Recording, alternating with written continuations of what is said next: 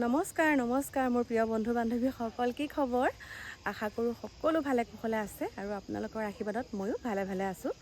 বিহুৰ কাম বন সামৰি অকণমান আপোনালোকৰ কাৰণে ওলাই আহিছোঁ। এইখিনি ৰহা দীঘল দৌৰি বুলি কয় আৰু কিয় আহিছোঁ সেইটো আপোনালোকক অকণমান পিছত কৈ আছোঁ। গতিকে আহি আছোঁ এটুকু সুন্দৰ ঠাইলৈ, সুন্দৰ পৰিৱেশ আপোনালোকক দেখাম এতিয়া। মানে এইকেইদিন দেখি মনটো ৰোৱা নাইকিয়া। আমাৰ ওচৰতে হয় বাৰু, ইমান দূৰো নহয়। এতিয়া আহিছোঁ ইয়ালৈ, আপোনালোকক দেখাবলৈ লৈছোঁ।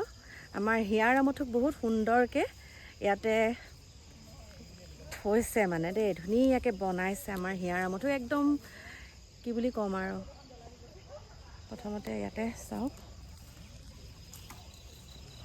কৃষ্ণ হ'ব সেয়া চাওক, জয় জুবিন দা বুলি কি সুন্দৰকৈ চাওক। ইয়াত দেখাইছে শ্ৰদ্ধাঞ্জলি, ইয়াতে এয়া চাওক। তাৰ পাছতে আপোনালোকক দেখাই আছোঁ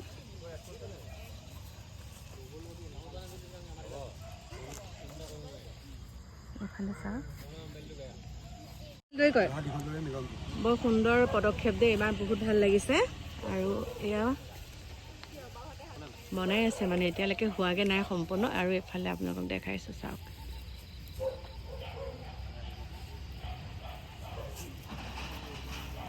অকণমান ফুলিযোৰো বৰ ধুনীয়া বনাইছে দেই, চাওকচোন কি সুন্দৰকৈ বনাইছে এয়া।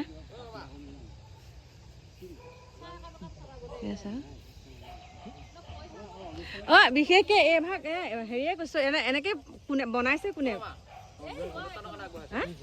আমাৰ মানে গাঁৱৰ এজন যুৱক ৰাজীৱ কুমাৰ নাথ, ৰাজীৱ জ্যোতি নাথৰ নেতৃত্বত প্ৰায় 14জন যুৱক, 6খন গাঁৱৰ 14জন যুৱকে মিলি পেলাই আমাৰ হিয়াৰ আমঠুক এনেকৈ বনাইছে চাওক। আৰু এইফালে দেখাইছোঁ, এইফালে চাওক কি সুন্দৰকৈ বনাই আছে চাওকচোন। এইফালে চাওক, বনাই আছে মানে, হোৱাগৈ নাই আৰু।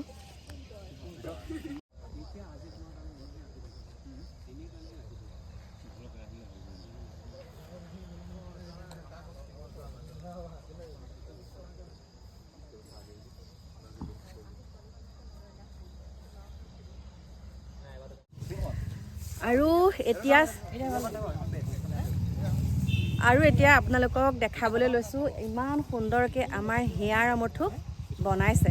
আৰু বহুত দূৰ দূৰণিৰ পৰা আহিছে দেই, আজিকালি ছ'চিয়েল মিডিয়াৰ যুগ, যোনে গম পাইছে মানে সকলোৱে একদম ওচৰৰ পৰা চাবলৈ আহিছে। আৰু ইয়াতে যিকেইজন ভাইটিৰ প্ৰচেষ্টাত ইমান সুন্দৰকৈ হৈ উঠিছে আমাৰ হিয়াৰ আমঠুক, ইমান সুন্দৰকৈ একদম বনাইছে, খেৰেৰে দি পেলাই মানে নৰা দি পেলাই বনাইছে। তোমালোক আহাচোন অকণমান দেখাওঁ, কিমান দিন হৈছে মানে প্ৰস্তুতিটো চলোৱা, কিমান দিন লাগিছে, সকলোখিনি আপোনালোকক জনাই আছোঁ। কোৱা, প্ৰস্তুতি কিমান দিনৰ? আমি যিহেতু জুবিন দাৰ যিদিনাখন আমাৰ মাজৰ পৰা নাইকিয়া হৈছিল 19 ছেপ্টেম্বৰ, আমাৰ বাবে খুবেই দুখৰ দিন। আমি তাৰ পিছদিনাখনেই আমি ভাবিলোঁ, আমি আলোচনা কৰিলোঁ, যিহেতু সকলোৱে জুবিন দাক শ্ৰদ্ধাঞ্জলি জনাইছে, আমি এবাৰ অলপ বেলেগকৈ শ্ৰদ্ধাঞ্জলি জনাওঁ। সেইবাবে আমি সেইদিনাখনে আলোচনা কৰিলোঁ 20 ছেপ্টেম্বৰ তাৰিখে।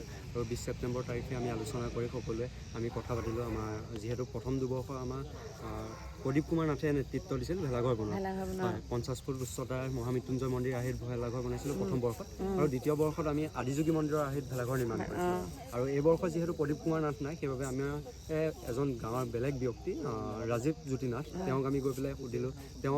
আমি দেখুওৱাৰ লগতে ফটোখন তেওঁ একেবাৰে কৈছে পাৰিম বুলি ফটোখন।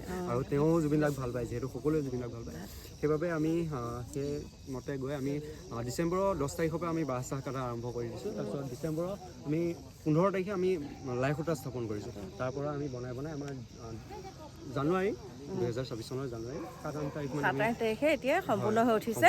আৰু এতিয়া ছ'চিয়েল মিডিয়াত পাই আছোঁ, যিহেতুকে ভাইৰেল হৈ আছে আমাৰ হিয়াৰ আমঠুক, সকলোৱে কৈ আছে বনাইছে, বহুত ভাল হৈছে, শলাগ লৈছে। কিন্তু মানে এবাৰ মানে জুইত যাতে মেজি, যিহেতুকে জুইত আমাৰ মানে কি হয়, আমাৰ অনুষ্ঠান থাকে। বিগত বৰ্ষ দুটাত আমি অনুষ্ঠান ৰাখিছিলোঁ, কিন্তু এবাৰ আমাৰ অনুষ্ঠান ইমানো তেনেকুৱা নহয়।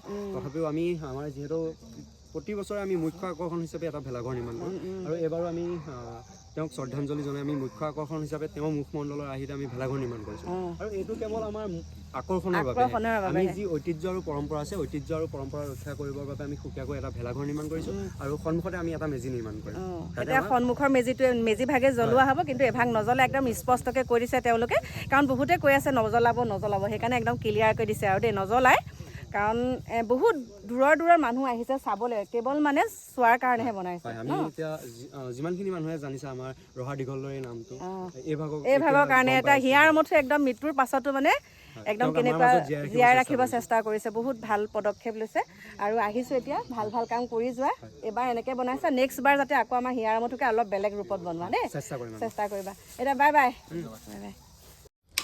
নমস্কাৰ মোৰ প্ৰিয় বন্ধু বান্ধৱীসকল আহি পেলাই ঘৰ পালোহি বিহু বতৰ ক'ৰবাত গ'লে মানে একদম মানে দেৰি কৰিব নোৱাৰো গ'লে আৰু আমাৰ এফালে আহা আমাৰ য়ং বয় আমাৰ কলিজাৰ ৰিজাল্ট অথনি আধৰুৱা হ'ল আমাৰ কলিজাৰ ৰিজাল্ট ভাল মানে টেষ্টৰ ৰিজাল্ট বহুতে কয় যেতিয়া আমি মেট্ৰিক দিছিলোঁ তেতিয়া কয় টেষ্টত যদি ভালকৈ পাছ কৰে তেনেহ'লে মেট্ৰিকলৈ চিন্তা নাই গতিকে আমাৰ ডিকু দাহাই ফাৰ্ষ্ট ডিভিজন পাই 2টাত লেটাৰ পাইছে বাৰু ছ'চিয়েল চায়েন্স আৰু আছামিছত পাইছে লেটাৰ গতিকে আপোনালোকক ক'লোঁ আৰু মেট্ৰিক পৰীক্ষালৈ এতিয়া আকৌ ভালকৈ পঢ়িব লাগিব আৰু পঢ়িব লাগিব কি নম্বৰ পাইছে হয় কিন্তু মানে আমি তাতে সুখী কিন্তু এতিয়া মেট্ৰিক পৰীক্ষা 10 ফেব্ৰুৱাৰীৰ পৰা মেট্ৰিকৰ পৰীক্ষা এতিয়া 10 ফেব্ৰুৱাৰীৰ পৰা আৰু বহুতে কৈ আছিলে তাক মোবাইলত ভিডিঅ'ত মানে নেদেখুৱাব নহ'লে পঢ়া নষ্ট হ'ব যি পঢ়ে তেনেকৈ পঢ়িব পাৰিব হয় নে নহয় কিন্তু মই ইমান নিদিওঁ বাৰু অকণমান সময় চাই আৰু মানে তাৰ লগৰ চবৰে মোবাইল আছে হয়নে নহয় গতিকে আমি এতিয়ালৈকে তাক মোবাইলটো এৰি দিয়া নাই আৰু যিকণ সময় চাই যিহেতুকে সি মোৰ লগতে শুৱে ৰাতি অকণমান চাই হয় দিনতো অকণমান থাপ মাৰি চাই আহে এতিয়া সি ধুনীয়াকৈ পঢ়ক তাৰপিছত আপোনালোকক লগ পাম আৰু বহুত ভাল লাগিছে মানে মোবাইলটো চাই হ'লেও পঢ়িব মানে কি পাছ কৰিব পাৰিছে আৰু গতিকে সেই আপোনালোকক মানে জনালোঁ কাৰণ চবেই সুধি আছিল যে এতিয়া সেয়াই আৰু আপোনালোকে আশীৰ্বাদ কৰিব আমাৰ ডিকু দাহাই মেট্ৰিক ভালকৈ যেতিয়া পাছ কৰিব তেতিয়া মই কি দিম ভুম এতিয়া বাই বাই পঢ়া দেই এতিয়া ডিকু দাহাই পঢ়ক তাৰপিছত মই কাপোৰযোৰ ধুনীয়াকৈ চেঞ্জ কৰি লওঁ লগ পাই আছোঁ